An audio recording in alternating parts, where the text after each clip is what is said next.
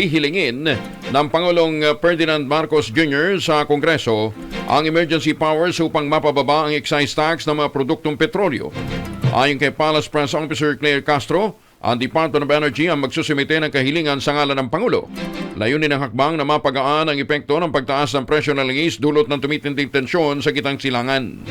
Tiniyak naman ng dalawang kapulungan ng Kongreso na kanilang tatalakayin ang panukala sa kanilang sesyon sa lalong madaling panahon. Una nang nagpatupad ang pamahalaan ng ilang hakbang upang mabawasan ang problema sa konsumo sa gasolina, kabilang na ang 4-day work week ng ilang tanggapan ng gobyerno.